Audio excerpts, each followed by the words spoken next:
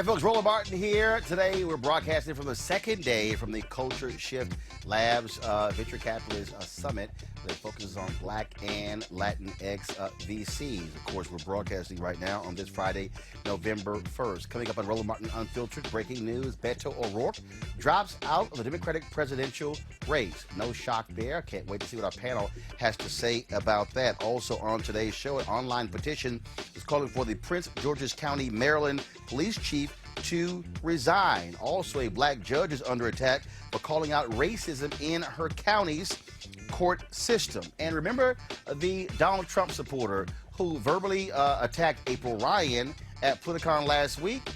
Well, he's here talking about the walkaway campaign, but there are some black Republicans who are not happy with him. Let's see what he has to say about that. Folks, lots to discuss on the show. It's time to bring the funk on Roland Martin Unfiltered. Let's go. He's got it. Whatever the biz, he's on it. Whatever it is, he's got the scoop, the fact, the find. And when it breaks, he's right on time and it's rolling. Best believe he's knowing. Putting it down from sports to news to politics. With entertainment just for kicks, he's rolling. It's on go, y'all. It's Roland Martin, yeah. Rolling with Roland now. He's funky, he's fresh, he's real, the best, you know he's Roland Martin now.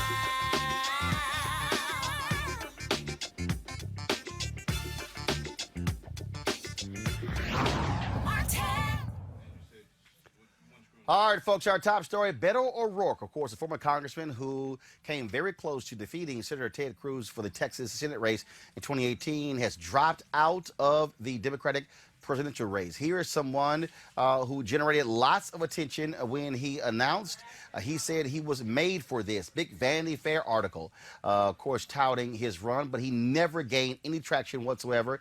Not only is he dropping out of the Democratic presidential race, he also says he is not going to be running for the United States Senate in Texas. Let's go right to my panel here. Joining us is Julian Boykin, founder and chair, Young Republicans of Southern Maryland, Dr. Cleo Manago, political analyst, and Johanna LeBlanc, national security and foreign affairs legal analyst. Cleo, I want to start with you. The reality is Beto O'Rourke should have never run for president. He should have run for the United States Senate. He had built up a strong following in Texas. It made a hell of a lot more sense for him to run there. But ego run amok, and here he is in October, now dropping out of this campaign. Your thoughts? Well, this is pretty simple. I mean, he wasn't popular, he wasn't doing well, and you've been breaking it down in terms of implying that he would likely drop out anyway this whole time. And again, you were correct in terms of deducing the logic about his lack of success in his campaign. So it's really simple. I mean, there's not much to explain. The man wasn't doing well. He never really was up in the polls. He never really touched the audience and had any fire or anything behind him to make people really take him seriously as a presidential candidate. So there it is. He dropped out. Now he gets to save some money because it's expensive doing this whole thing. It is expensive, and Johanna, the reality is this here. Not only has he screwed himself by dropping out, now he's damaged goods, can't run for the U.S. Senate. Trust me, the Republicans in Texas were very leery of Beto O'Rourke building on what he did in 2018 had he run for the United States Senate against Senator John Cornyn in 2020. Now that has gone out of the window.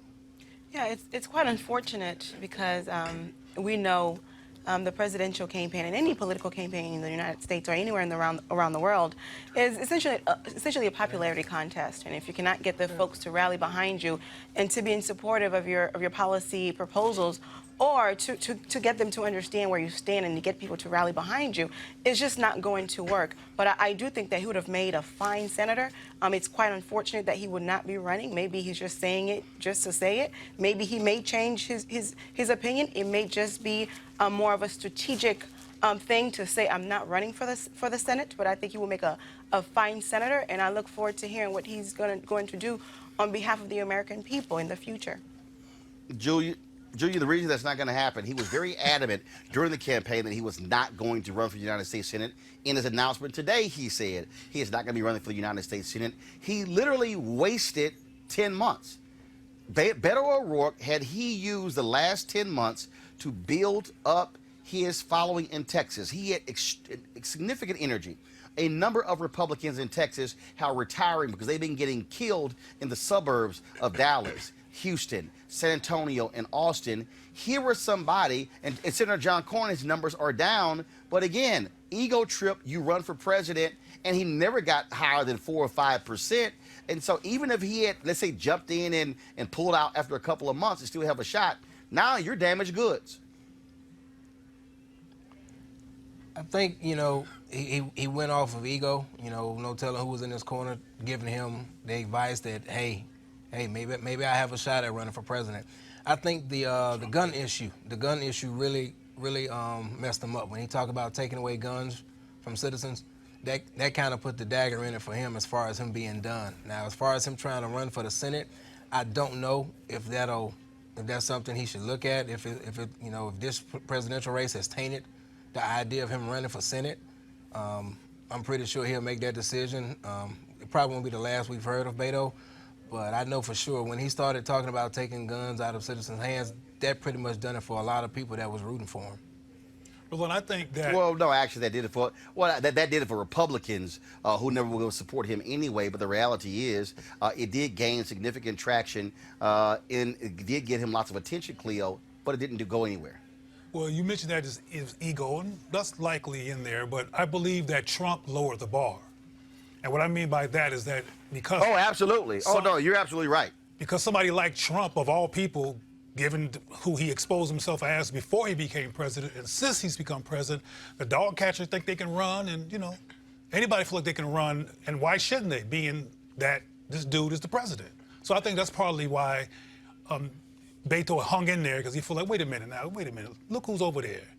I'm gonna stay in here until the wheels fall off, and I guess the wheels fell off. But there's also this other element that we're not talking about. Oftentimes, folks run for various positions, in particular the presidency, for name recognition. So perhaps he did this because he has better plans in the future, but he knew he was not going to win the nomination. But for name recognition, people do it all the time. No. There are several people who are in the campaign right now. They're not going to go far, but they're in it for name recognition as well. I understand your point. The reason that does not fly in this case, when he ran for the United States Senate in 2018, he raised the most money ever for a U.S. Senate race. He had people across the country who were contributing to his campaign. He had national attention running against Senator Ted Cruz. He lost by 2.5 percentage points. He had significant name recognition. He thought he could parlay that to running for president. The mistake was that he built up a massive organization in Texas, and he could have been able to take on Senator John Cornyn. Instead, he thought, they loved me so much nationally, hey, I might as well run for president. It didn't work. No denying that. Yeah, that's the case. Didn't work. And it's just sometimes some people need to realize, guess what? You ain't meant to run for president. You're meant to be. And here's the piece. He's young cat. He could have easily ran for the U.S. Senate. Let's say he won and beat Cornyn. There's going to be significant opposition to Donald Trump in 2020. Julian, your party is extremely afraid of what's happening in the suburbs of Texas.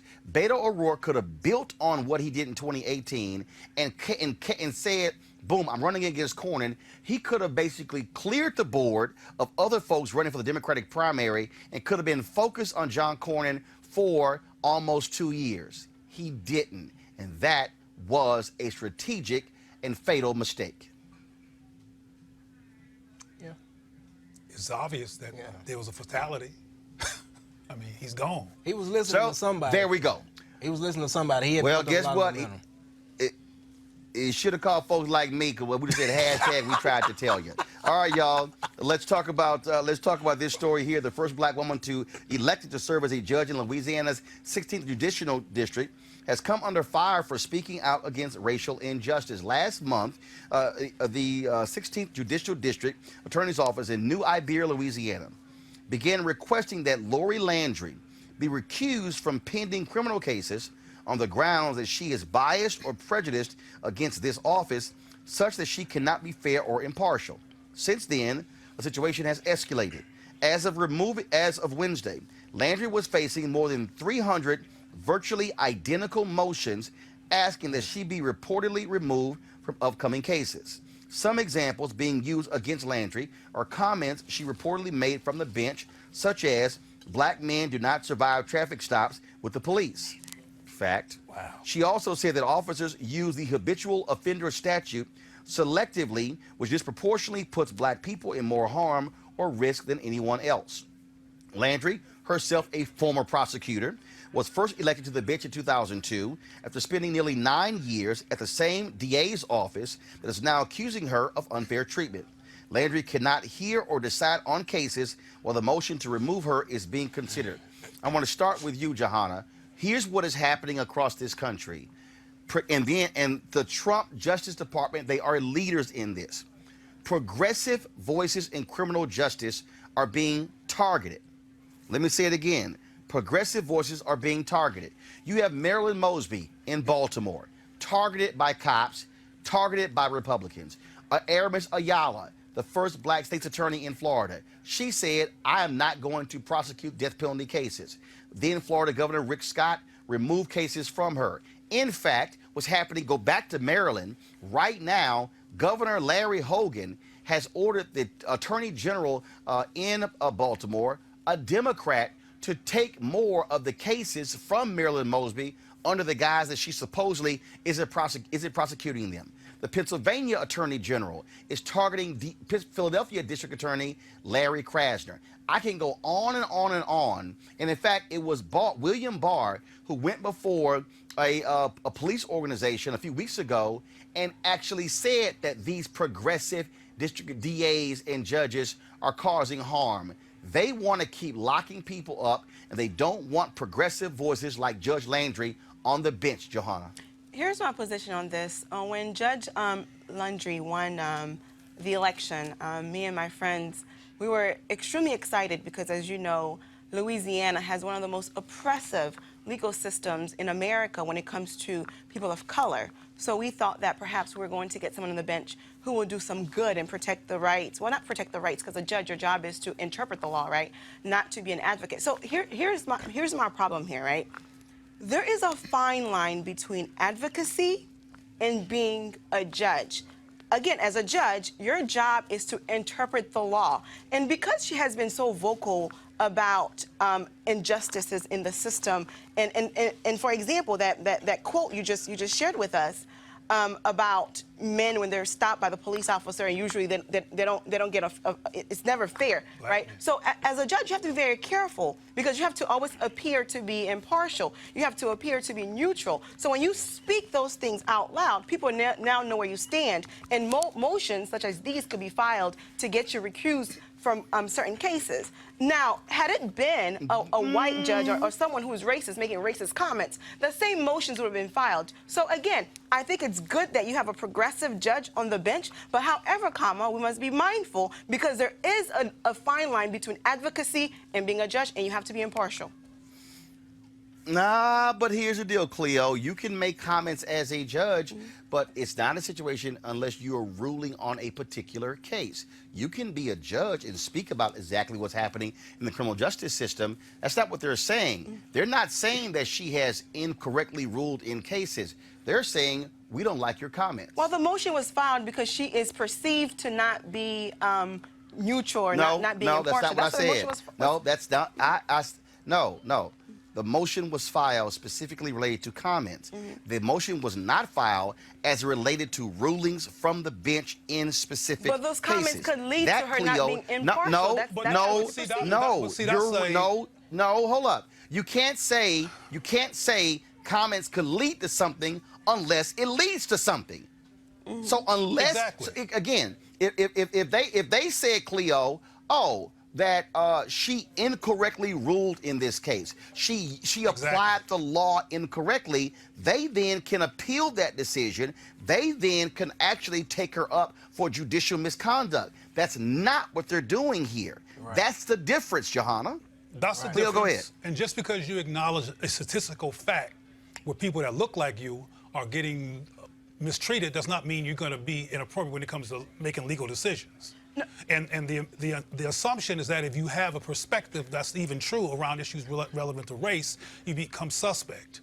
And that's racist. Right. And what she's dealing with here is racism. I just hope that there's enough support around her, whether it's community people or other judiciaries, that will help support this woman, because once you get on the wrong side of bureaucracies that are white, you can lose. No turning back. So I hope that she has support, Julia. but I want to reiterate the fact that just because you have a perspective that's based on fact does not mean you don't have the clarity and the lack of, what's the word that you have to have? You have to have no bias. Doesn't mean that you don't have bias, or that you do have bias, I should say, when you're making legal decisions. This is racist. I think Julian, that- there's a black federal judge who gave a speech talking about Donald Trump and some of these decisions. He's a federal judge. He was speaking about these issues. Just because a person is a judge does not mean they cannot make comments about what is happening in the criminal justice system. But you are, as a judge, you are judged based upon the application of the law. I think the judge is right for what she's saying. I think she just went about it the wrong way. As a judge, you got to kind of stay impartial in making comments on certain things. Granted, she has a front row seat as far as the cases that are being tried versus Caucasian men, with cases that are being tried versus African American men. If you take the same charge and see, okay, a Caucasian male is receiving a lesser sentence, but an African American male is receiving a more harsher sentence, yes, she can make that assumption. But at the same time, a person in her seat, I think she could have figured out a better way and play chess with it and see, okay, how can I advocate this without putting myself in the spotlight in a negative way? So now you run the risk of they're filing a motion to have you removed, and they're bringing up about 300 plus cases against you that you've already sided over. So, yes, she's entitled to express. No. They're not bringing up 300 cases she decided over. They're bringing up these 300 motions that are nearly identical. What they're trying to do is they're trying to game the system to keep her off of the bench. That's what they're trying to do. And this is not the first time we've seen this. And we saw this with the ambassador, with AU ambassador to the United States. When you are in certain positions, you cannot be an advocate. You are to... No, Johanna, there's a difference. That's just Johanna, articulate hold on, wait one facts about second. being an advocate. One second. We're going to deal with facts here. The person who is the ambassador, that is an appointed position. Appointed. This is an elected position. She was chosen by the people. That distinction must be made.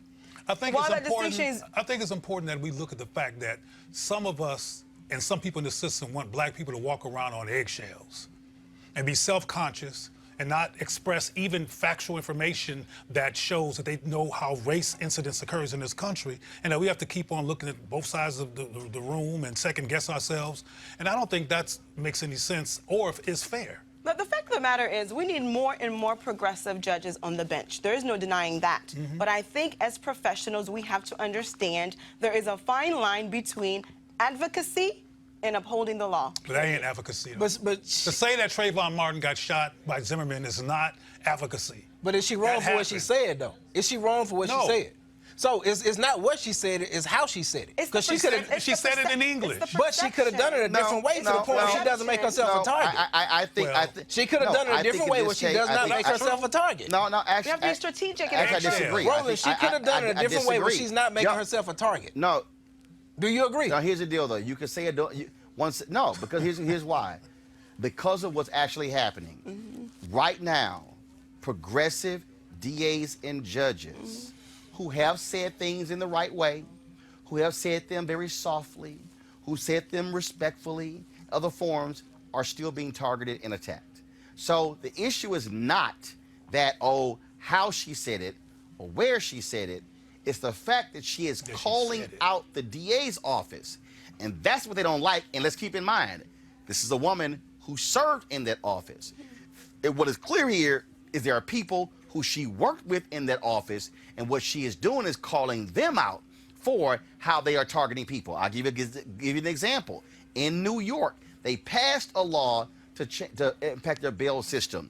They found there's an audio recording of a prosecutor explaining to people how to skirt the rules in order to keep people in jail longer.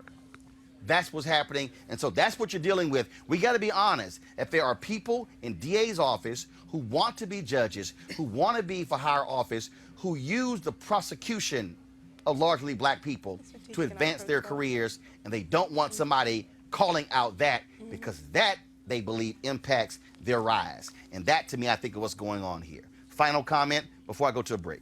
Mosby is in trouble because Mosby had corrupt police officers arrested. And she broke the line by being in her position and arresting police, and she's under very similar scrutiny. Nailed it. Last comment. Simple as that. Last comment. Let's be more strategic in our approach moving forward. Let's go buy some eggshells Perhaps. and travel around with a bunch of eggshells. I think it's a certain way you have to do things. Obviously, I mean For white folks. She just has to be more strategic in For her white approach folks. and utilize her power in a white more folks. of a more decisive way to where she can perhaps Not offend offset white the sentences folks. to make it fair and reasonable for everybody, so it's not just African But she American is males. fair and reasonable. Calling it out is one thing, but you got to have a solution. right. How you gonna fix I that? acknowledge racism. I'm fair and decent to everybody. If you call it out, what's the solution? If you call it what it is and it's wrong, what is the solution? That's all I'm saying. Thank you. Well, one of the solutions She calling is it by- out, but what's the one of the solution? solutions- If you one of calling the- it out, what one is of the the solution? solutions- Calling it one out of is the important solutions- because I understand One that. of the solutions. repress the facts of I'm not- life. I'm not Let me debating say that. it. I'm not I debating can it. answer your question. Excuse me. One of the solutions is by calling it out, by putting them on notice, by saying, if you sit here and keep playing games with the criminal justice system, I'm going to keep calling you out and exposing you. That is a solution. Got to go to break. We come back. A right winger, used to be a liberal. He attacks April Ryan at Politicon, and then he says that he was the one who was a victim. So why is he calling April Ryan all sorts of names at an event where black people were discussing their thoughts and perspective on Trump? And he's not black. Well, I'll talk with him next on Roland Martin Unfiltered. Back in a moment. You want to check out Roland Martin Unfiltered? YouTube.com/Roland S. Martin. And subscribe to our YouTube channel. There's only one daily digital show out here that keeps it black and keep it real. It's Roland Martin Unfiltered. See that name right there? Roland Martin Unfiltered.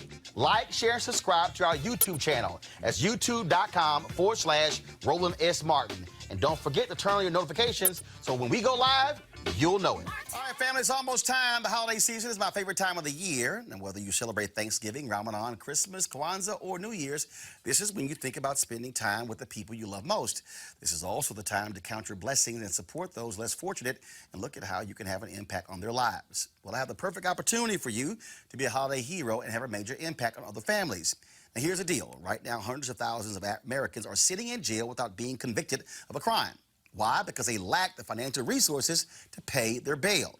Now, think about it. If you are arrested for any minor offense, you'll be taken directly to jail. And if you don't have bail money, whether it's a few hundred or a few $1,000s, you will stay there until a court date is scheduled. That could be days, weeks, or even months. Now, America's bail system is broken and has created a two-tier system of justice, one for the rich and another for the poor. Folks, freedom should be free. And that's why the Ebony Foundation has partnered with the Bail Project and is sponsoring the Home of the Holiday campaign. Now, with your help, the goal is to bail out 1,000 people by New Year's Day. Now, a donation from you today can change someone's life tomorrow. And this is critical because people of color represent upwards of 90% of the jail population across the country. Now, when folks stay in jail, 90% of the people with misdemeanors end up pleading guilty because they want to get out of jail. However, when bail was paid, 50% of the cases were dismissed, and less than 2% received a jail sentence. Sometimes justice needs just us. To join the fight to be a holiday hero, you can donate $25, $50 or more to help the Ebony Foundation bring our brothers and sisters home by the holiday. To donate, go to homebytheholiday.com. That's homebytheholiday.com. Please support them down.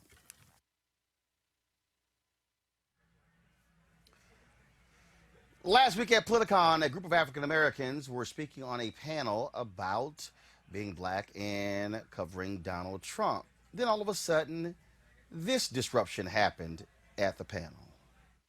They believe that those policies That's true of the Republican Party as well. Trump has policies that he only believes help his own voters. That's a lie. He only talks to his own That's base. a lie. Ask your question. That's a lie. Just ask Speaking of lies, I want to talk to April Ryan. There is The biggest liar in this room. Hold on. Hold on. Yeah, I have a question for you. Ask your question. You know, I keep. Will they let me ask my question? Hold on. Speaking of lies, let me tell you something. My middle name is Truth. April I ain't lying Come around. on, Let me ask you a question.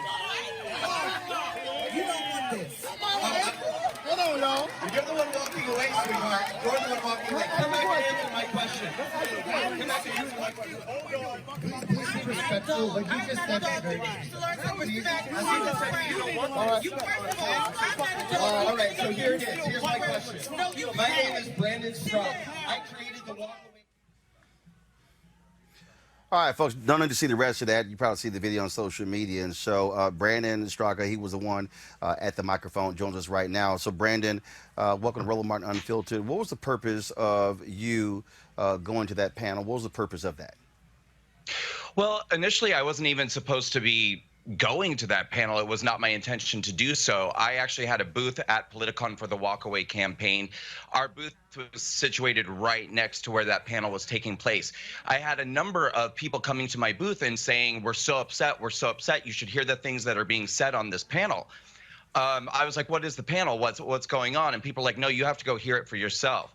So I stepped over, which was literally 5-10 steps away, and began listening. And within minutes, it was very clear what the panel was about. It was a anti-Trump supporter. It was just Trump bashing. So what were they saying? What were they saying? Well, from the moment I got there, what I heard was that the MAGA hat was synonymous with the white hood of the KKK, but they said the MAGA hat was actually worse because at least with the KKK, the hood indicated that the people understood that they needed to hide their faces in shame, whereas the MAGA hat actually emboldened racists and bigots. The people on the panel were saying that they have to live in fear every day of Trump supporters, that they have to live in terror, I mean, the name of the panel was Being Black Under Trump. Hold on one second. So you said the people on the panel were saying that they have to live in fear. Did any of the people on that panel actually state examples of how they have been targeted, how they have been harassed, how they've had to hire security? Any of them? They did not. Okay. But the fact of the matter is, there are people on the panel who have had to do that.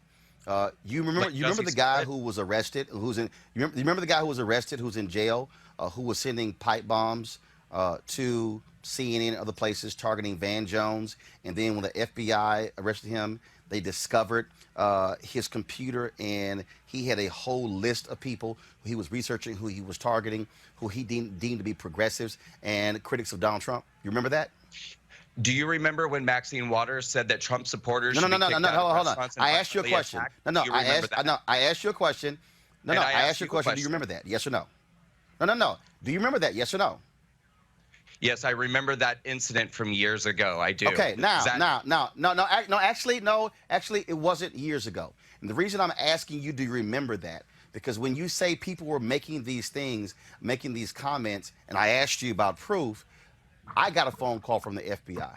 The FBI tracked me down in 3 different cities that I've lived in because my name was on that computer. And so when you make the suggestion, or when you imply that somehow these things are not true, that is a lie. I don't know if you've ever had the FBI call you and to tell you that your name was found on a computer of an individual who was making pipe bombs and was sending them out. I can guarantee you, Brandon, that you would not just go, that's no big deal. Roland, if we're going to have a conversation, make it worthwhile, okay? If you're telling me... No, I'm sorry. First of all, I asked you a question. No, I asked you a question. You were commenting on what they were saying. I'm giving you an example as somebody who has that as an issue. On your show. I'm a guest on your show. May I please answer the question rather than having you railroad me and then act like you won this debate? No. First of all, let's be real clear. Let's just be real clear. That little cute little trick works with your followers. Here's the piece. Did I invite you on the show? Of course I did. Then let me speak. I didn't have to. I'm not. Hold on, Brandon. And that's the Brandon. That's the other cute trick y'all do. You're winning, but that's not how it works. So just let me speak. Brandon. I'm going to let you speak What I'm telling you is there's no such thing as, oh, you're talking because you're winning. I asked you a question. So go right ahead. I was, and you interrupted me. Please let me speak. I'm a guest on your show, okay? I told you go right ahead, and you're still whining. So go right ahead.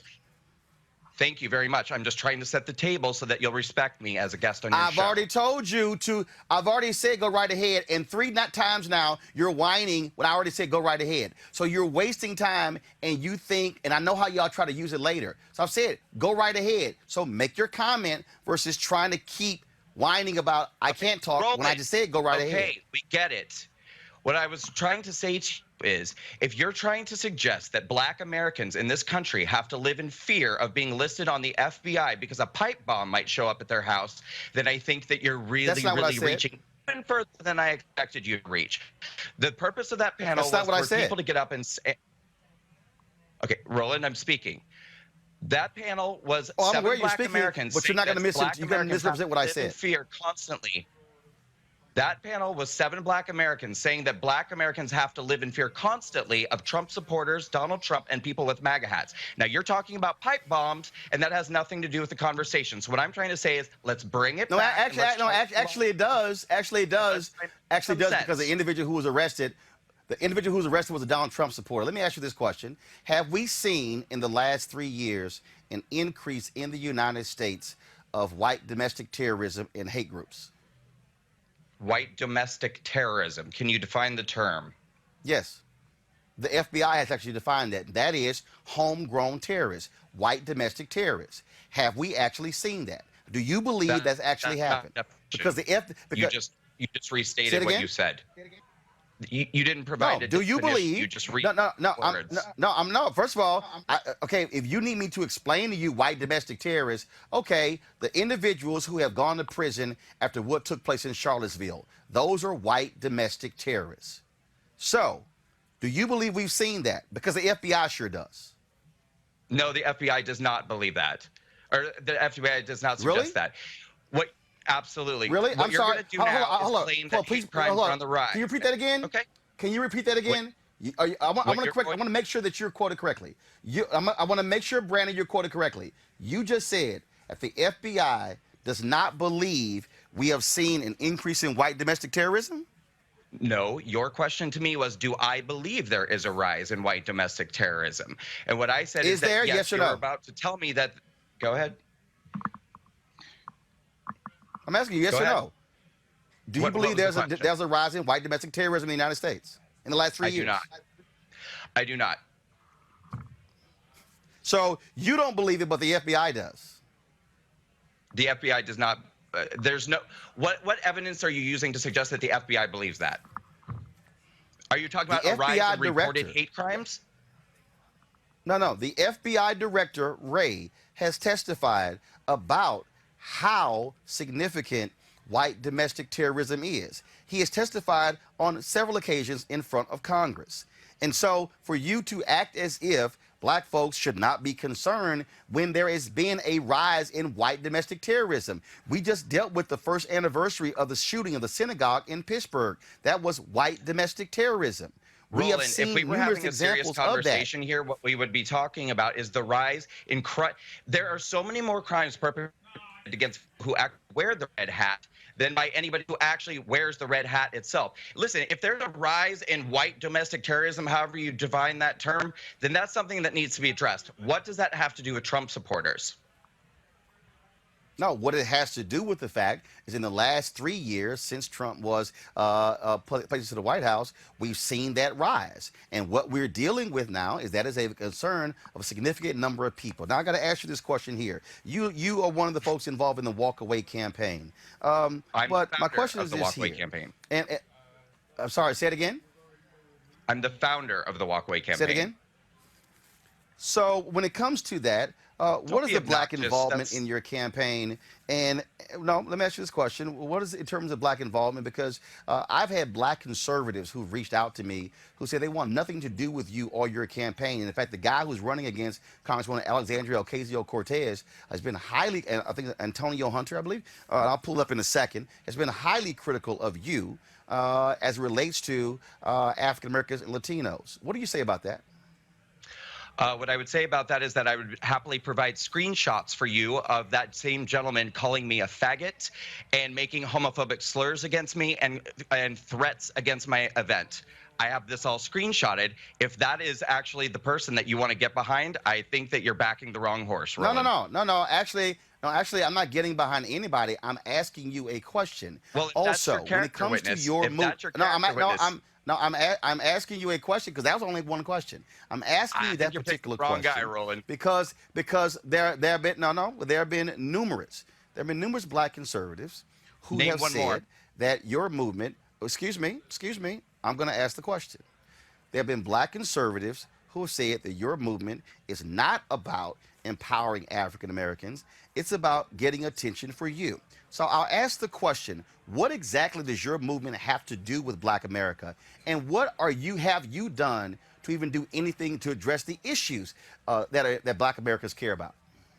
Sure. Other than you say walk away. Right. So first and foremost, I don't believe you when you say that numerous black conservatives have come to you other than the homophobic gangbanger that you're apparently doing business with. But you also don't believe in the rise in white domestic terrorism. So that's neither here nor there. But go ahead and answer my question. And you're also buddying up with homophobic gangbangers. So no, actually, I'm not. I don't even know who he is. Because the reality is, I'm saying the information was no, I don't even know who he is. I brought it up because there are other individuals who have said that he was one individual. They've also talked. They've also one second. They've also raised the question. They've also raised the question. They've also raised the question again about what is the black leadership involvement in your movement? And the question is, what specifically have you done or are doing when it comes to the issues involving African Americans other than yell, walk away? What are you doing? Right. Okay, so first and foremost, the Walkaway campaign started off as a social media testimonial campaign, people creating videos and written testimonials. So one of the first things that we did was when we started to get an enormous vault of testimonials from Black Americans walking away from the Democratic Party, we created a documentary, a 35-minute documentary. People can watch it right now for free on YouTube. It's called The Great Awakening, Breaking the Chains of the Democratic Party. 20 Black Americans telling their stories of why they're walking away. After we created this documentary, we began raising funds to do screenings around the country. And we do these screenings under the name the Walkaway Black Americans Town Hall. So what I've done is taken amazing Black voices across the spectrum. I'm trying to answer your question, but go ahead. Who do the funds go to? Who do the funds go to? The funds go to the Walkaway Foundation, and then they're used to do our events. I've never drawn a salary from the Walkaway campaign, not a single dollar. I've never paid myself a single dollar from the Walkaway Foundation. That's never happened. Okay, and so you say you're doing screenings in black communities regarding the Walkaway campaign. Is that what you're saying? Not only are we doing screenings, we're also flying in speakers from around the country, amazing people like David Harris Jr., YG Nightstorm, Angela King, Shamika Moore, Terrence Williams, Chandler Crump. I could go on and on and on. You said Angela King. You said Angela King and David Harris. Angela King, I believe that's Alveda King's daughter. So, question for you. So, what exactly? What exactly are they doing? What exactly are they doing? Are you providing funds for them to mobilize and organize in black communities, or is the fund simply going to pay for your film and the town hall? So, no, we don't pay. We pay for the events that Walkaway does. We don't provide funding for other organizations. And the funding goes to do our events. The events are very costly. We have to rent a venue. We have to pay for flights and hotels for speakers. We have to pay for a lot of security, unfortunately, because liberals and Democrats are violent. We have to pay for marketing. There's a lot of things that we have to pay for. In addition to the fact that we also have to pay for graphic designers, and I have an organization. I have a staff that I have to pay for. I have an organization. And do you have a diverse staff, and are you also using diverse vendors? Well, I mean, we have several LGBT people on my staff. No. Do you have how many black folks on your staff? Well, there's 4 people on my staff, period, and they're all white.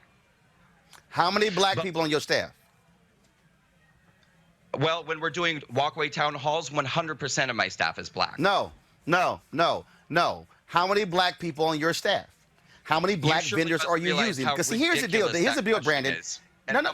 Actually, it's not, Brandon. Because if you are going to articulate that you have this movement and that you are speaking to and speaking about and you're featuring black people, I would think black people will be in leadership. I would think you would have black staffers. I would think that if you talking about, okay, empowering African Americans, you might be employing black graphic designers or black videographers. And I'm just simply asking a question. I mean, you're raising this money and you're talking about your black walkaway campaign. So if you have a black walkaway campaign, are you empowering African Americans? Yes or no? Yes, sir. A videographer is a contracted job, and many of my videographers I'm are aware of black that. people. I have a company. Listen to me, when I'm researching the roles for my organization, which is to say executive director, a director of events, etc., I don't base the decision based off of race. I base it off of talent. I don't care. I didn't say you base it on race. They are. I care about the color of No, the. No, I always think it's very interesting when someone is talking about how they are doing something and they're talking about holding walkaway black town halls and things along those lines. And if you're not employing black people, so it gives the impression that really you're a front organization and you're really actually using black people for your own particular purposes. But let me ask you this question here. The whole video we showed at the beginning, you were critical of April Ryan. You were critical of April Ryan, calling her a liar. Why were you targeting April Ryan so viciously? Why? What do you have against April Ryan? Last question first, which is that I would say that it's much more empowering for a black person to have a voice on a panel, which will then become a viral video, than to do janitorial services for me or run a sound system. No, actually, it's not. Actually, it's not. What it actually, when you talk about African Americans, and as somebody who's African Americans, I dare say, even when Michael Steele was chairman of the Republican National Committee, what he also talked about is that black folks simply don't want to be on a panel. Black folks also want to be the ones who's actually funding the actual group or being a participant. See, what's very interesting, Brandon, is that what black people are used to. We're very used to these situations where people use black people for their purposes. And so when I begin to ask these questions, and you don't necessarily have answers for, I think that's quite telling. But that's why I'm asking the question, to get a sense of it. Because if you're out there promoting and showing African Americans in a documentary, no, I'm not. No, I'm not. Actually, what I'm doing is I'm actually doing what black conservatives we often talked about with them all the time. See, what you don't realize is I have more black conservatives on my show than, frankly, any show on cable news. So I talk about these things with black conservatives. And what black conservatives talk about is what happens when you have individuals who are not black in the conservative movement who use black people as props, as opposed to black people leading movements where they're also communicating and talking with their people. But I'm going to ask you the question again. How many people do you have on your staff? Why do you have such a visceral... How many LGBT people do you have on your staff? How many LGBT people do you have on your staff? Wait, but guess what? Hold up. See, that's why I can really help you out. I got LGBT people. I got white people. I got Asian people. Oh, that's what I got. But see, and guess what? I actually employ them. What roles are they? I don't simply invite. I don't just I don't just invite them to a panel. See, you thought you were going to get cute, and it didn't work. But I'm going to ask you again. Why do you have such hatred for April Ryan when you viciously attacked her at that panel? Why?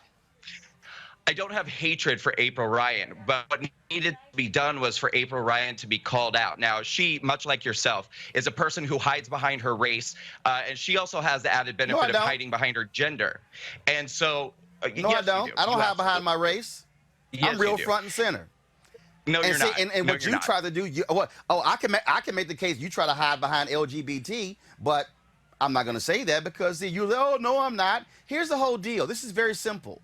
You stood up at a panel, calling her a liar, blasting her. Again, what is she lying about? What is she lying about? Do you have facts? Do you have receipts? What is she lying about?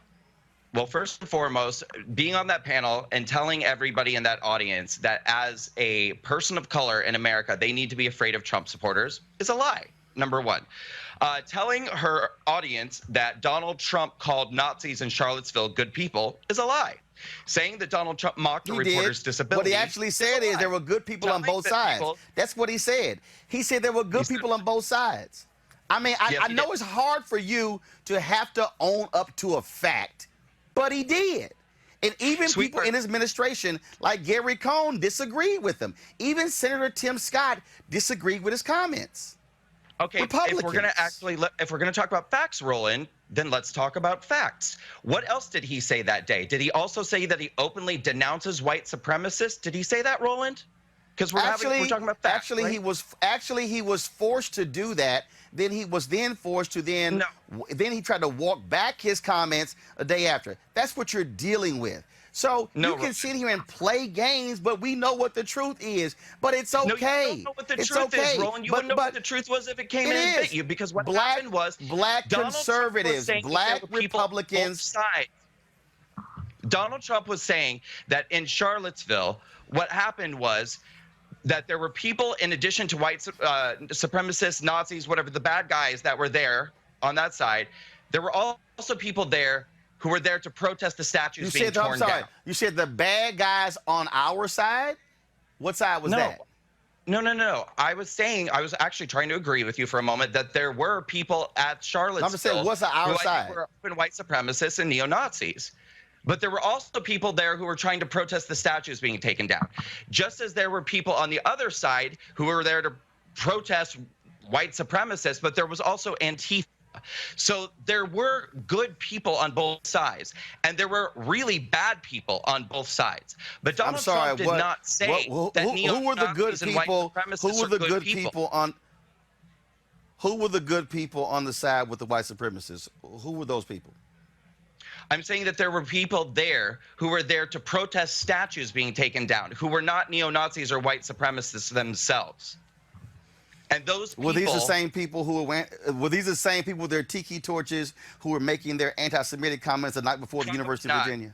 Probably not, because I'm pretty sure those were the white supremacists. Brandon, this real simple here. That is this here. Facts matter, Roland. It's real simple. That's very simple here. No, facts do matter. And what we have that matters is that you have individuals who are very supportive of this president, who have some fundamental issues with the demographic changes happening in this country. And what I would dare say is that if you are trying to make an argument, that's very true. If you're trying to make an argument as to why folks should walk away, make a logical argument. But what doesn't make sense, and again, as somebody who has these conversations with black conservatives, I would dare say maybe you should have discussions with them. Maybe you should have real conversations about your approach when it comes to calling out folks like April and others, because somehow that's not actually going to get black folks coming to your side. It's not. What's going to what might appeal to black folks if you're making a reasonable argument. That's what might make sense. Okay, but I hate to break it to you, Roland, but the problem is black people are coming to my side and black people are walking away, and I don't have to make up statistics because the testimonials speak for themselves. The same? Donald Trump is polling at 1% among black people. How many are coming to your side?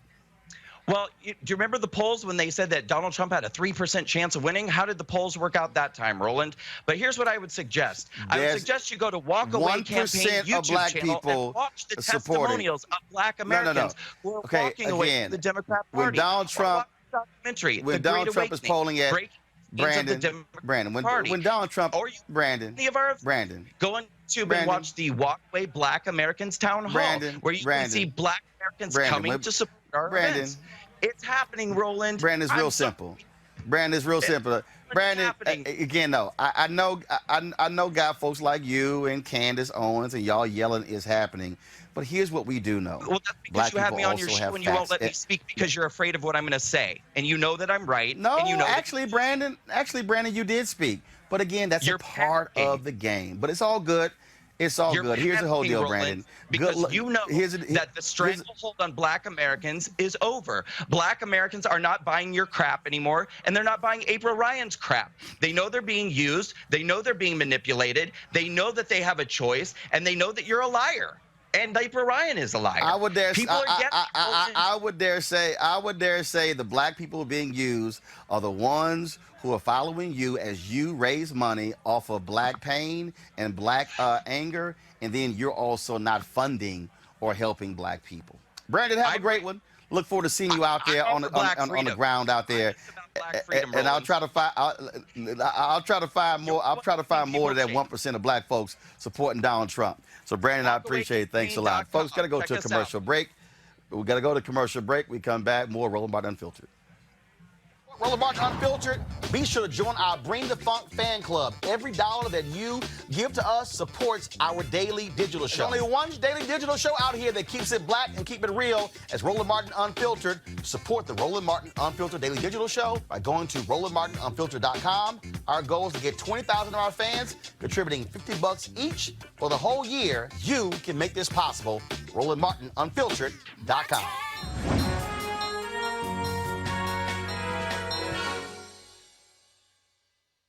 I'm from 3 generations of Alonzo Thorntons who joined the Army. My grandfather's in World War II. I joined the Army in 1984 as a combat medic. And in the military, we had people who watched our back. It was a system where I would watch your back, you would watch mine. My union grants that security because I know my medical benefits are taken care of, my pension is taken care of. I can concentrate on caring for people. And public service especially, I love it because a lot of times many individuals don't have anywhere else to go. You know, public hospitals may not take them, but public service, we take them and we care for them and we give them the best lives possible. I love it. I don't see myself going into anything else. Every time I see someone prosper because of something that I did or I've done, or I see another person get into healthcare because of my encouragement, it just makes me know that this was worthwhile, and any trials that I'm going through, it's worth it. Alonzo Thornton knows how important it is that we have each other's backs. That's what he's always done in the Army, as a public service worker, and as a member of AFSCME. Alonzo is the embodiment of duty, honor, and integrity. The people of Nevada are lucky to have him looking out for the state's most vulnerable residents.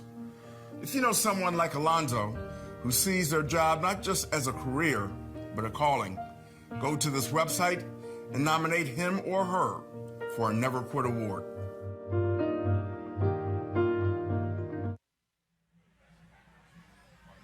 All right, before I go to my next story, I got to have Julian respond. Julian, and I'm going to be very honest with you. There's nothing that offends me more, Julian, than when you have individuals who want to use black people and black conservatives to advance their own agenda. Woo! And that's what this guy Brandon is doing, raising money. It is not going to black people. And guess what? They're not funding. Let me be real clear to my audience out there, and there are people out there who don't even agree with black conservatives. I know black conservatives. I put black conservatives on this show. And what's not happening is people are sending money to people like Brandon and sending money to people like Charlie Kirk, and they're not funding black conservative initiatives. But Julian, you can go ahead and make your comment. I have never heard of the walkaway movement. I'm more concerned with doing work in Southern Maryland, Charles County, St. Mary's County, and Calvert County, getting people involved in politics. You know, I'm a young Republican, I'm a millennial. You know, I'm not finna sit back and wait for the old guard to die or retire. I'm finna take charge now. I'm taking charge for the next 25 to 50 years. You know, the old guard has done well, but the current model we have now does not fix the problems that we have. So it needs to be modified completely. You know, first time ever meeting Brandon, seeing him on TV, I have a lot of questions, you know, when you ask simple questions like, hey, how many African Americans do you have on your staff? And he can't answer it. I thought you was gonna ask him, how many Negroes do you have? You know, is it a certain wording that he's used to hearing that can identify, you know, his answer? But well, it's not with an N, but it ain't. I'm not with the walkaway movement. Let that be first and foremost. My movement is different. My movement is trying to find young millennials like myself who want to see change, who aren't afraid of change, and who don't want to sit back and let other people dictate the next 25 to 50 years. So whatever he's doing, that's on him. But I don't agree and I don't support issues where you have people who are getting donations, but at the same time, you're not seeing nobody of color. And when you ask them a simple question, how many people of color do you have on your staff? And that person can't answer that question. I question that. I question that person's whole purpose. What is your end game? You know, where are your funds going? And Cleo, don't tell me about you got a documentary that features 20 black people who used to be a Democratic Party, but you can't tell me if black people are getting some of that money. What that means is you using black people for your purposes. Well, clearly. I wish he was in the studio. I would have loved to have a go with him live. And he got on my nerves with trying to pull the LGBT card. See, a lot of these racist LGBT people think they can hide behind LGBT and not be seen as racist. But you can't get no more racist in the LGBT white-led community. I mean, it's extremely racist. And you ask him straight up, did he have any black folks on his staff? And he said no. And then he tried to call in the janitor or somebody. I mean, this guy, I never heard of the takeaway or walk away. What is it? I've never heard of them before, but I hope that black people are not so naive that they're running behind him, because his whole demeanor, his whole style just sounded very racist to me. And he's using the gay thing, as I said, as a shield so he won't be seen as racist. And for him to deny that black people are being attacked in this country and claim that it's not an issue is very interesting. However, which may sound like I'm siding with him, which I'm not, I'm siding with reality. I believe, and this is another topic kind of, that we have seen a rise in these crimes because of cell phone use, and it's become more blatant and brought to the surface, because we've always had a high level of racism and racist crimes in this country that went under the radar. But I don't see how nobody black people do. Right. And Johanna is real simple, okay? It's like, oh, you bringing this one guy up. Guess what? It was a black conservative who sent it to me. It was, see, what he don't even understand is black conservatives who I know have reached out to me and said, this dude is a joke. That's what's so funny. See, he actually, he didn't want me to do a roll call. See, he didn't want me to do a roll call. And then try to say, well, this guy called me, I don't even know who that dude is. I mean, I don't even know who this dude, Antone, I don't know who he is.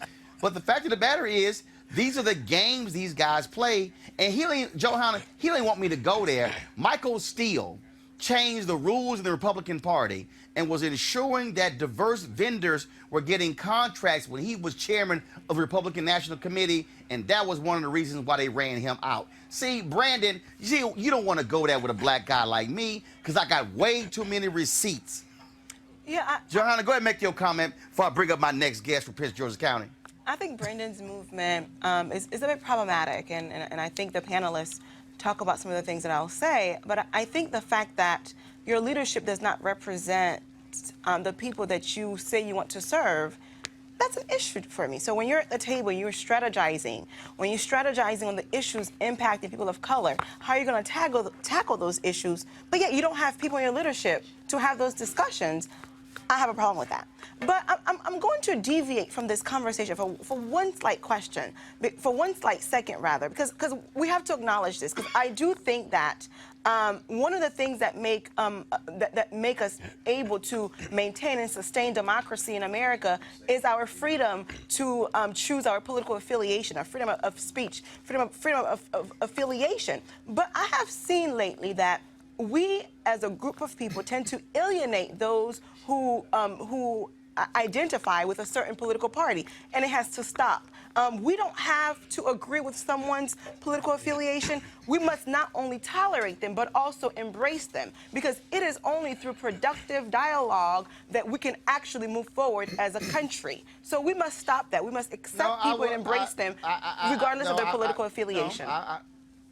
I will say this: if there are individuals who are aligning with other individuals who are against the interests of black folks, we have a responsibility to speak up. again, there are black conservatives who I know who I will question on this show when it comes to voter suppression, who I will question on this show when it comes to civil rights, who I will question on this show when it comes to when they support a Donald Trump who appoints a Department of Justice leader and the Attorney General who tells police departments we're going to pull back on consent decrees and because we want you guys to do whatever you want. That's what I'm going to say. And so here's the piece. And if anybody who watches this show, they can try to call me a black liberal, they can try to call me a black Democrat, and guess what? I'm going to kick the Democrats' ass when it comes to making sure what contracts we get. Are they employing black folks? Are black vendors being used? See, when you black, you ain't got a party, you got interest. And guess what? If there is an issue where Republicans are right on the issue, hey, I'm going to say I agree on that issue. But what I'm never going to do is stand with any party who's trying to suppress the vote of people who look like me. Let's go to Prince George's County, y'all, where, of course, they're having some issues there, and they want the police chief there to resign. The police chief is Hank Stawinski. The petition comes after a 24-year-old man was severely injured during a traffic stop when officials attempted to arrest him. According to the police officials, DeMonte Ward Blake attempted to flee from custody while handcuffed when officers brought him down, injured his spinal cord, leaving him paralyzed from the waist down. In a news conference, Stawinski defended the officers' actions, stating that they did not mean to hurt Ward Blake and calling the incident a horrible accident. The petition has caused divisiveness in the community, with some faith-based leaders supporting Chief Hank Stawinski and others protesting him. Senior pastor of Reed Temple in Glendale, Maryland, Reverend Mark Whitlock, will be holding a town hall at his church on Monday to discuss police and community relations. He joins us now. Reverend, glad to have you here. First, I'm going to start with Reverend Whitlock first. Man is paralyzed. And then the answer is, hey, it's a horrible accident. Freddie Gray was killed as a result of his treatment in Baltimore. I'm sorry, black folks not going to accept, hey, my bad. First off, thank you for blistering Brandon. You did a wonderful job of taking that man to task. I felt like you was taking him out to the shed and giving him an old whipping that we would normally do in church. So hats off. Keep up that work. I'm going to bring you in to talk to the young people in our church because we need more people like you. 1965, Jimmy Lee Jackson. I'll be happy to be there. Thank Go you. ahead. Right. Thank you. 1965, Jimmy Lee Jackson, murdered by state police in Alabama. One of the first casualties of the civil rights movement. We can keep going on, and then the NAACP, of course, certainly lifted the thought that a black man was lynched every day in our country. If we think about Michael Brown, if we think about Freddie Gray, if we think about Eric Garner, if you think about Trayvon Martin, we can even talk about Rodney King, who was beaten severely. The real challenge that we have is what King said. I won't remember the chatter of a Brandon, but I'll remember the silence of my friends and the silence of the church. And so we at Reed Temple, we're holding a symposium, we're holding a town hall, and we've invited public policy makers, we've invited the police, we've invited the Change of Color and other nonprofits. On Monday, November the 4th at 7 p.m. at Reed Temple, 11400 Glendale Boulevard, Glendale, Maryland, to come and see. I'm the new pastor. I came out of Los Angeles, California. You and I met back there when I was at First Day at Me Church, and we dealt with the Rodney King issue, right. Yep. and we dealt with all the other issues. We're dealing with the issues here in Prince George's County. I brought with me Reverend Joseph Deck. Reverend Joseph Deck is responsible for the men of our church. We have about 14,000 members. We're the largest AME church in the world. We're excited about the fact what Reverend Deck is doing. Reverend Deck should talk about some of the complaints, some of the issues that our young men are facing, not only in Prince George's County, but throughout the DMV. Thank you, Pastor. Reverend, your comment, please. Sure.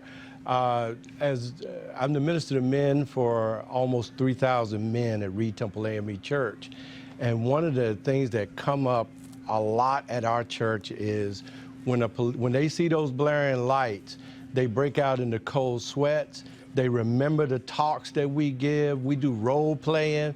Everybody here knows that. Put your hands on the wheel, all of that stuff. But in the heat of the moment, when the nerves are real high, they are not quite thinking in an orderly fashion. And we have a history, I don't have to run the history down here in Prince George's County, where when there's a confrontation, when there's a stop, a traffic stop with police officers, more often than not, and I think there was a Maryland study that came out of the governor's office, Lil O's in 2017, often that thing comes out at a like 30% that there is a charge or an incarceration or an altercation. And when you look at other racial groups, that drops down significantly, therefore it identifies a problem. So Roland, you know the work that we have to do. We have to make sure that we have public policy, but not only public policy, but we also must make sure that our young millennials, like my brother to my left, are engaged in the political process, that are engaged in civic engagement.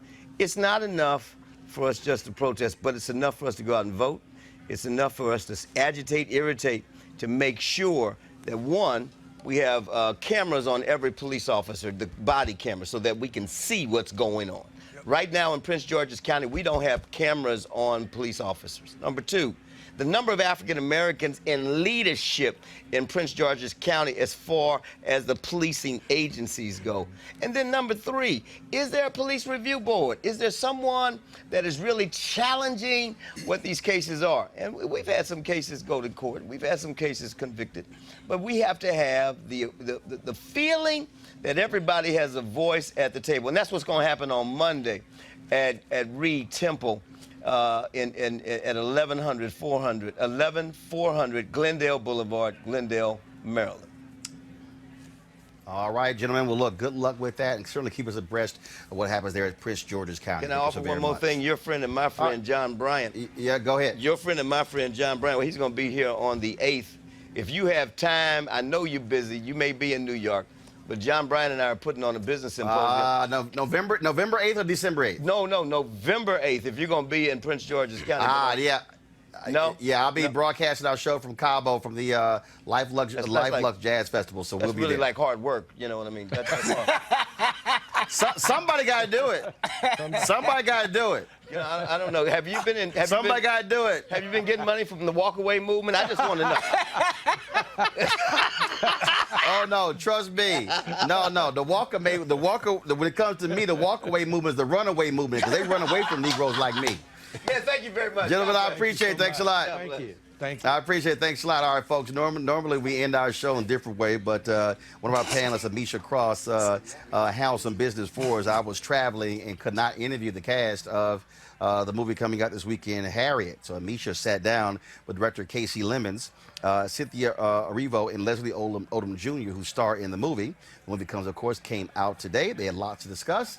And so here's that conversation. And of course, I got to go. We're here at the Hearst building, and so there's an event we're about to go to, and so we certainly want you to check it out, folks. The discussion in Prince George's County, the interview with Brandon and his attacks on April Ryan, and of course the other issues. This is why we do what we do. We've been doing some great interviews here with African American venture capitalists who are trying to get more money flowing to African Americans, and so we want you to support what we do. Like going to RolandMartinUnfiltered.com, joining our Bring the Funk fan club, and so you can pay via Cash App, Square, or of course PayPal, Square, all different platforms there. We have to fund our own initiatives, folks. That's what's most important. And remember, we employ black people, Brandon. We employ white people, Brandon. We ain't scared. We ain't scared to employ diverse folks, Brandon. You might want to learn that. I got to go, y'all. Holla. Check out the Harriet. It is really great to meet you. So I recently saw Harriet and was extremely excited. One, because of the strength of the film in and of itself, but also because it's a history that needs to be told. Yeah. One that, sadly, a lot of people across this country don't necessarily know. So the film unlocked a lot of things, not only for me, but I think has the potential to do that once it opens for a variety of people of all ages and demographics across this country. What are some of the main things that made you want to be interested in being a part of it? Well, It's funny because I took a meeting that I thought was a general meeting, and the producer kind of sprung it on me, and instantly my heart started to race because it was very intimidating, but it was also incredibly exciting. And I thought, well, this is a story I've heard of people trying to do this story for a long time, and if I can be part of telling it, and bringing her to the audience, that's what I was striving for, to really kind of get you next to who Harriet really was. Then that was something worth doing. And how do you think you were able to dig into that? We know that there are several different biographies that we've read over time or seen get highlighted through the course of history. But I think that there was a lot touched on within the film that made it feel like there was a oneness with her character and who she was. So how do you feel like you were able to harness that? How do you feel that the film was able to really bring that out? I mean, extensive research. I did extensive research, so I read everything. And very quickly, I began to kind of commune with her, really. It started, I would just call her name, before I went to bed first thing in the morning. But then as I'm immersing myself in the research, she came to be very, very vivid to me. And I tried to bring that vividness into the movie.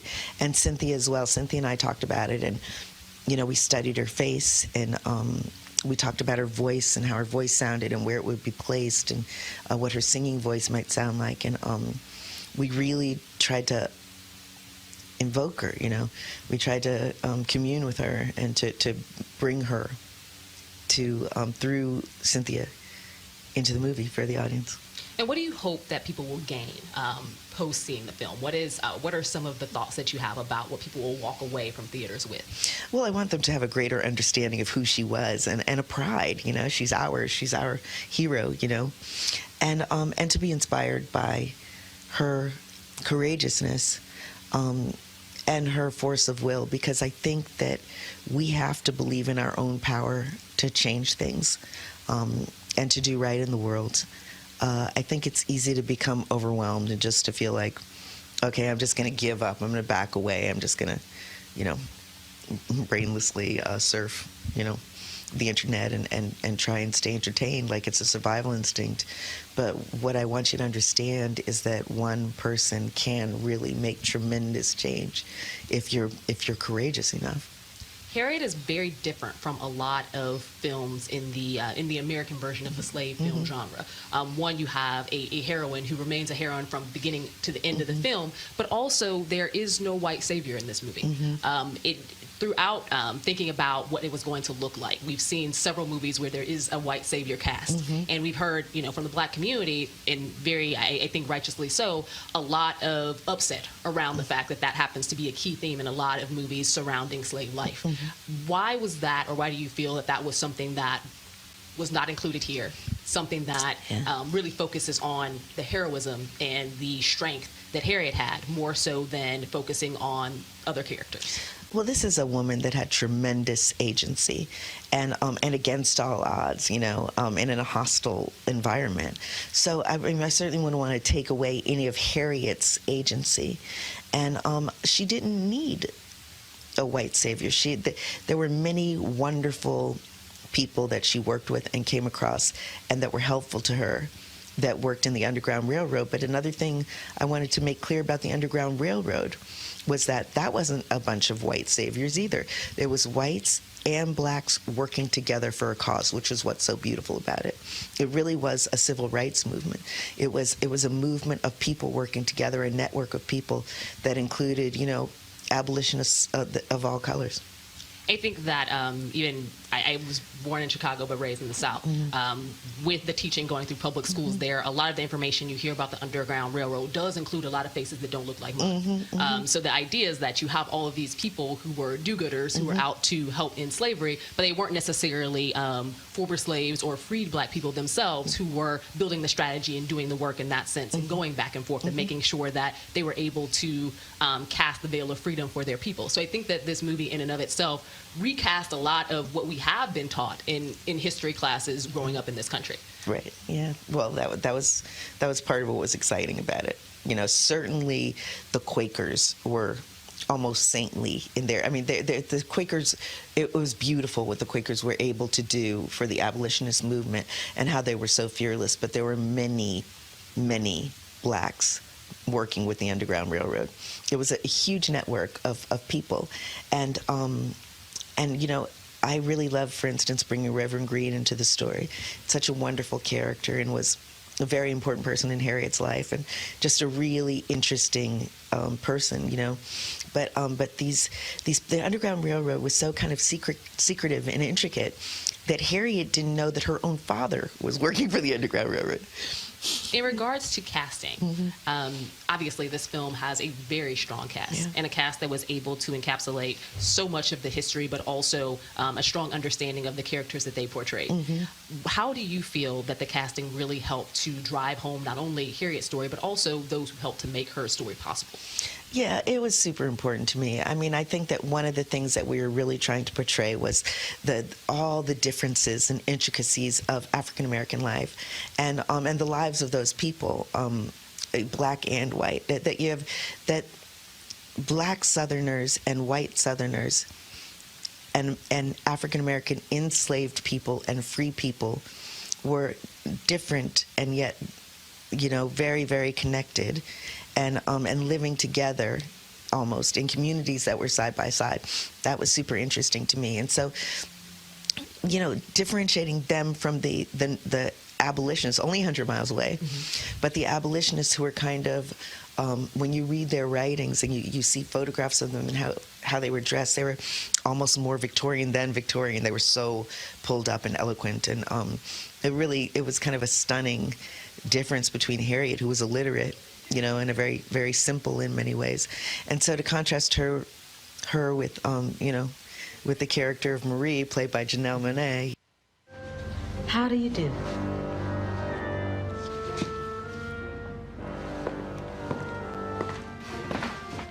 How do you do? Good. You were confident, composed, wise enough to know not to look a strange white man in the eyes. You don't want no trouble. That was super exciting to me, In an era in our history where you see so much of a racial divide, what do you think this film has the possibility of bringing to audiences? Well, at least let's try and understand it. And let's try and understand that the resistance of African Americans, the history of resistance in our country. I think that there's still some mythology around, around slavery as if it were benevolent or somehow people weren't really always trying to escape. But this is a story of somebody who was willing to die to be free. And that is it's a very human concept, and it's a very American concept. And I think that that's something we need to remember. We know none of us were content in slavery. That is a myth. There was a great resistance, a huge resistance, and the mythology of contented slaves. One of the things that I love about the movie is the communication with song. That was very much a part of Harriet's story. But that, the slave owners saw slaves singing in the field and thought they're happy. But actually it was intricate, very sophisticated form of resistance communication. And not to give any part of the movie away for those who have not watched it yet, but because this is a historical note that is already available, my next question is in regards to how this film actually reshapes or rediscovers the idea of being a woman who was a leader. And I say that because during all of Harriet's travels back and forth and these very risky journeys from the north to the south, she was able to do this, and the assumption was that she was a male. They created an entire character around who they were going to find and who they were searching for, because a woman would never be able to do all of this, and especially not a woman who's illiterate, a woman who had a physical disability. They just did not see this as something that should be capable of doing. So how do you, when you're thinking about framing of this, what this means for women in general, and I would probably argue she's one of the earliest members of the women's movement before we actually had a women's movement. Right. I mean, I think that that's super important. And to realize that she was one of the earliest, members of that movement, and she was African American. You know what I mean? That feminism is also belongs to us as Black women, and it always has. That she was a leader of men as a Black woman.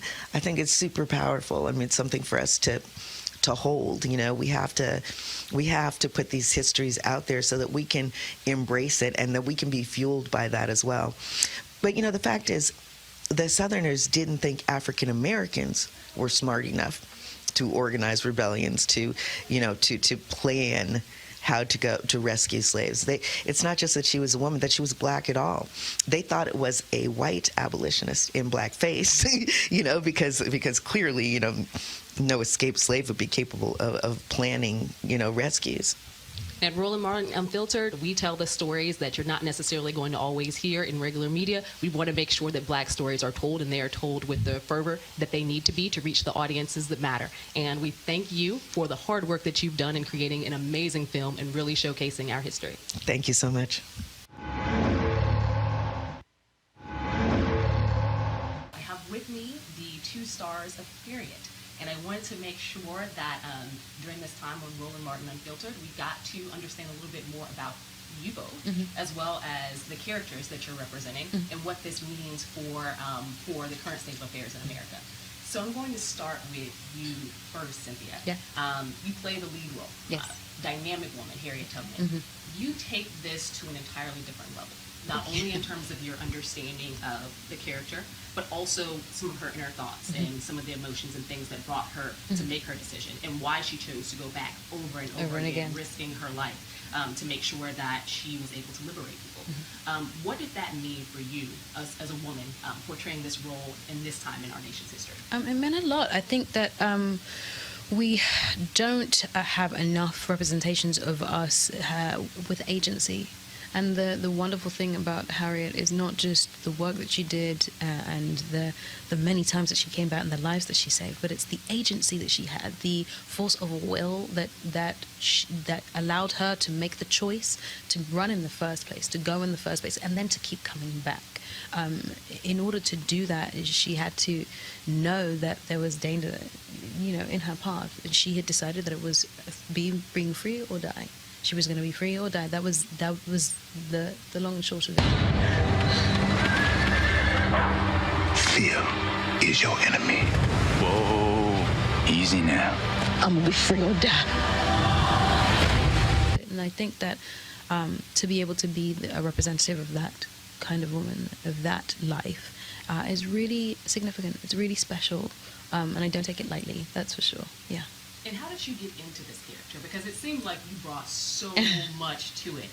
Not only an understanding of her innermost thoughts, but also an understanding of how to relate that to an audience today. And sometimes we've seen there have been some modern twist on a lot of our historical figures that aren't necessarily the greatest representations of them. How were you able, and what did you draw from to be able to portray her in the way that you did? I think I desperately wanted people to see her as a human being. I think we know of, hopefully most people know of the great work that she did and the danger she put herself in consistently. And we see her as this wonderful superhero who's saved many lives, but I think that we don't get the chance to see her as a human being, as a woman. And that's sort of, for me and for Casey as well, what we really wanted to bring to it. So we did the research, we did the reading, and wonderfully in her story, you see all of the humanity, all of this life, the love that she had for her husband. You don't hear about that very often, but it was a big love. It was the love that she came back for, You learn about how much family meant to her. You learn about the fact that she had the ingenuity to go and hire a lawyer, save the money that she had from Thompson's farm to take and hire a lawyer to draw up the papers that say that her mother was supposed to be free. Like, that's a person with love and care in her, so you have to inject the role with that. It comes as part of the package. As a person with spirituality, so I made sure that I made space to go back into myself and figure out where I was in my relationship with God, because I have faith, so that it felt natural to call on that when I was playing her. But it's something that people don't realize, but it is something that she has said herself. In the biographies that you read, she speaks about that. And it's about taking the small things, the facts that you find out, and really filling the broad picture, broad strokes picture that we have of her. Yeah. Absolutely. And Leslie, I'm going to turn to you for a second. when we talk about the role of Harriet Tubman and those who were also a part of the Underground Railroad and what that meant as it relates to the function, but also the design and how you were able to make sure that people didn't know. Your character in the film is very strong in the sense that he's a leader. This has been going on for years. He understands the level of danger that is potentially there. In addition to having compatriots across various places to assist during the process. After the passage of the Fugitive Slave Act, there is a lot more intensity around fear and what it's going to look like to actually still be able to do that. You draw on that in your role. How do you feel that you were able to reach back and not only showcase how pivotal this moment in history was, but also really be that person who drives home the importance of the work? Oh man, I mean, I don't even know if it's for me to say how it went, or how it turned out. It was just my job to try to bring home that danger, try to make that real for myself as much as possible. I'm no fan of myself, so I most of the time I feel like, well, thank you. Most of the time I feel like I fall short because these stakes are huge, big old. They're big, and it is not. It's not easy to make yourself feel that danger and that sense of urgency, that they must have been feeling. Rescuing slaves requires skill and careful planning. It requires reading, Harriet. Can you read a sign or a map? Can you read it all? I put my attention on trying to hear God's voice more clearly. Do you know what would happen if you got caught? They would torture you until you pointed them right to this office. You got lucky, Harriet. And there's nothing more you can do. Don't you tell me what I can't do. I made it this far on my own. God was watching, but my feet was my own. Running, bleeding, climbing, nearly drowned, nothing to eat for days and days, man. I made it. So don't you tell me what I can't do. But did my best, you try to, trying to put yourself there, I was drawing a lot on my own relationship with Cynthia, for what William might be feeling, and also what William might be feeling for the people in the network who he's known for so long, and he's known that they've risked their lives. And so you're trying to think of, what if your friends and family, were in danger of being caught and prosecuted or worse, And this question is for both of you. As you know, there's been some controversy around the film, specifically as it relates to casting. And I'm going to ask you this as in regards to there is a segment of the African American community that feels as though Harriet should not have been played by someone who's not of African American descent. We've heard those rumblings on Twitter, and there is conversation about what that means. How do you feel in regards to those comments? I understand them, and I don't mind hearing them, and I don't mind sort of the discussion at all. There's a lot of pain underneath that. There's a lot of people, women specifically, black women in this country, whether they're performers or not, who feel historically ignored. The fact that this is the first major motion picture about Harriet Tubman being made. These are so there's pain there. I'll add to that. Historically, there's been such a dearth, a lack of our stories being told at all, and so we can sometimes come. We come. We're facing these problems from the historical, our experience of them. I'm getting to a point, I promise. But what I'll say is when I graduated school, even, a few years ago, there was no Issa Rae, there was no Lena Waithe, Donald Glover, Shonda Rhimes even, Ava DuVernay. Like, these people were not on the scene. And so our stories are being greenlit now. because there's data that says that they make money. There's data that says they can make money internationally. And so I said all that to say, you know, this is the first Harriet Tubman story being made. It does not have to be the last.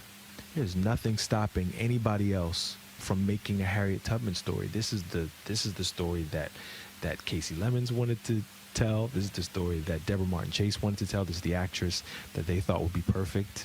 I happen to agree, you know, for this version. And I look forward to seeing the Harriet stories that are told after this, you know, the brilliant actresses that will take on this amazing story after this. I'll say that.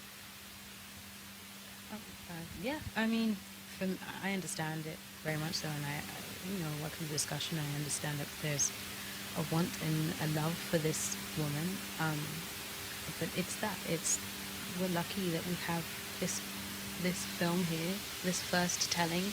But I absolutely do not believe that it is the last, or should be the last. And I just hope that it's even just a blueprint for what might come next. I want it to just create a space for many more black actresses to come and tell this story. Because before anything, before being English, before that, I'm a black woman who wants to tell wonderful stories about other black women, and Harriet is a wonderful black woman, and I hope this is just one of those stories that keeps going and going and going. And thank you both so much. I think that was a perfect note to end on. I encourage everyone to go out and see Harriet. This is an amazing film, and I think the casting is amazing as well. Thank you. Thank you very much.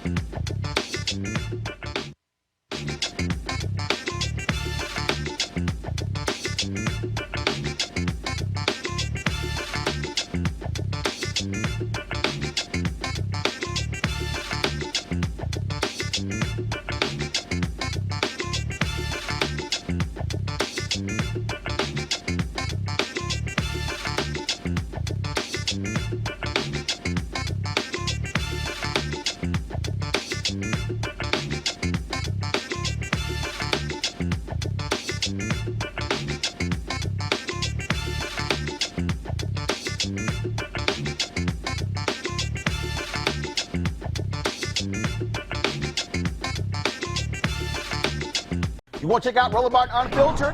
YouTube.com/Roland S. Martin. And subscribe to our YouTube channel. There's only one daily digital show out here that keeps it black and keep it real. It's Roland Martin Unfiltered.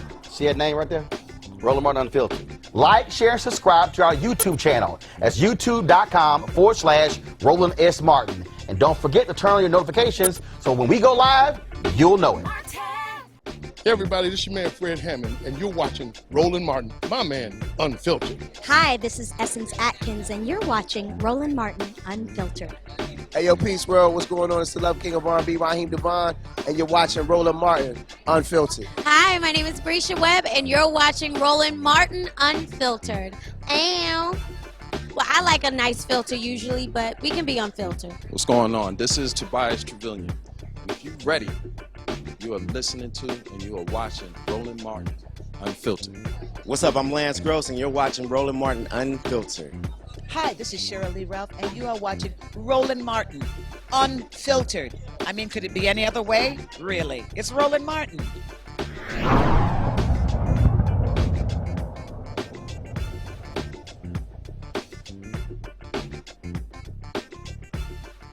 You want to support Roland Martin Unfiltered? Be sure to join our Bring the Funk fan club. Every dollar that you give to us supports our daily digital show. There's only one daily digital show out here that keeps it black and keep it real. It's Roland Martin Unfiltered. Support the Roland Martin Unfiltered daily digital show by going to RolandMartinUnfiltered.com. Our goal is to get 20,000 of our fans contributing $50 each for the whole year. You can make this possible. RolandMartinUnfiltered.com. Hey fam, want to check out Roland Martin Unfiltered? The blackest show on all of digital, cable, and broadcast. Check out our audio podcast. There's only one daily digital show out here that keeps it black and keep it real. It's Roland Martin Unfiltered. Press play.